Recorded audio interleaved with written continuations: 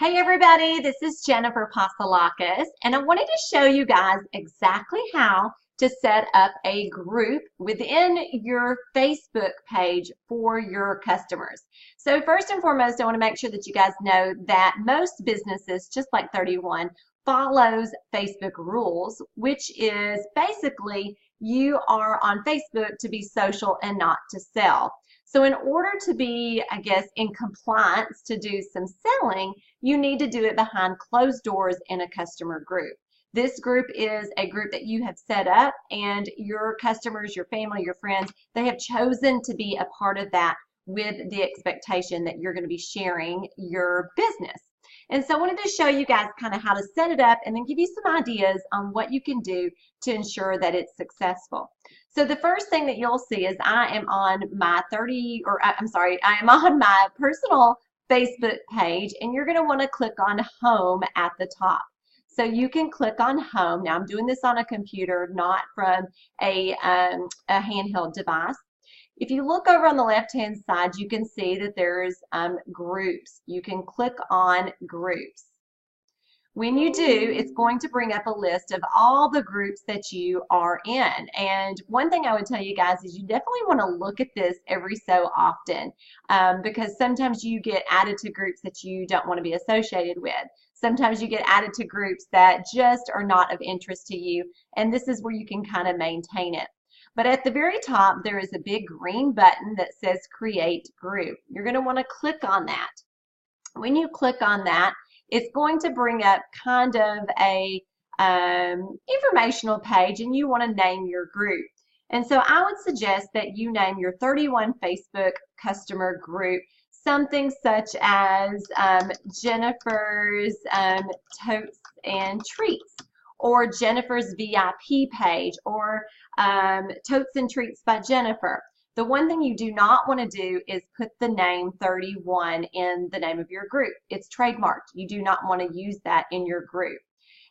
You'll have to add some people to the group to get it started, so at least one person besides yourself. And so I'm going to add my friend Crystal. She always gets added to these groups when I do these trainings, so you can always go and remove her later. Now, the privacy, you want to make sure that you have your privacy correct. There are a couple of ways you can do this. You can have a public group, a closed group, or a secret group. Now, public group is where anybody can see what you're doing. And again, you don't want to do public because that is really, honestly, not being behind closed doors. The closed group is anyone can find your group, but you can't see what's being posted. And so this is what I would suggest that you choose is a closed group. That way your customers can search for you, but they can't see what you're doing until they've actually requested to be joined. Okay, so closed group, and you can say create. Now you can pin it to your shortcuts. So when you go look at your groups, it's one of the first ones that pops up. I would suggest that you do that. I have mine set up that way, and then you can create the group. Once you have done that, it's going to ask you to do a little fun little icon, and this is just for fun, but let's do the present because we are a gift company, and you can say okay. So now you've got your group set up, Jennifer's Totes and Treats. You can upload a banner page, and I would tell you that that would be a good place to put the monthly special, or if you have a generic one that you want to start it with. So you can just click on update or upload a photo, and I actually have a folder called banners, and so let's just choose one. How about we choose, I'll just put, gosh, let's just put this one for now. Okay, so you can put anything that you want to put in there. I change mine out on a monthly basis based on what the customer special is. So let's just say save changes, so at least you can see what it looks like. And then you want to put a description. So over here in description, you can click on add a description. And you want to type something that will give your members an idea of the purpose of this group. So you can say something like this: Jennifer's Totes and Treats group is an exclusive, everybody loves the word exclusive, group just for my loyal customers. Okay, here you will see the monthly, and I'm just making this up. You may have to do a little bit more work on this, but here you will see the monthly specials and some fun games that you won't want to miss. Have fun and invite your friends. Okay, so that gives you just a little bit of description in there, and you can always say shop online at, and then put your website in here. So mine is morebags.please.com, and so you have that in the description, and you can click save. Okay, so now that is going to be there so they can always go over, find your website link. I do love that. The next thing I would tell you to do is click on where it says, or it has these three little buttons. Okay, so click on those buttons and you can actually manage your group here. So click on Manage Group or Edit Group Settings. Manage Group, it just kind of tells you what's happening in it. If you've got any member requests, you can accept or deny them.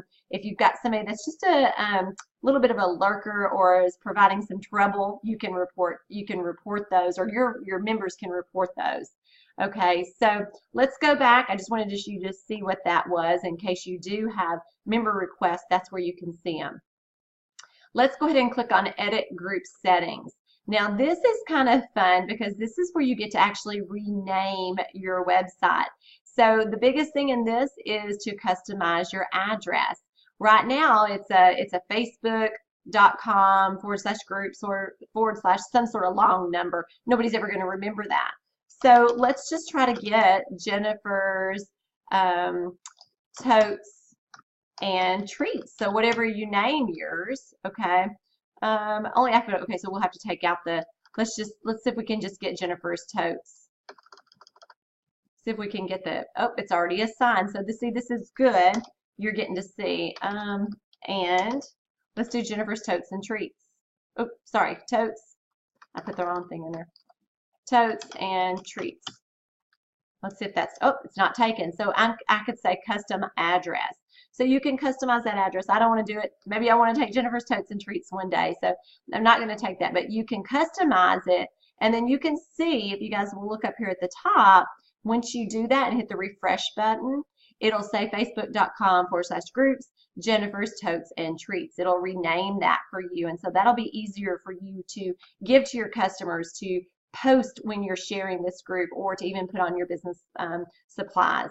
Okay, so that's the biggest thing that you want to do there. Now, you can have it where any member can add or approve members. I would suggest that you change it to, oh, let's see, yeah, any member can add members, but the admin has to approve those. So that gives you a little bit more control of who is coming in and out of your group. I often find that consultants will get into my group and then they'll start adding their team members thinking that it's actually a team page or something. So you want to maintain control over that, okay? Your posting permissions, you want everybody to be able to post on there. The post approval, it says all groups must be approved, or all posts must be approved. You don't want to do that. You want them to be able to communicate freely, especially when you do some sort of guessing games and stuff like that. Okay, so you can go ahead and hit save there.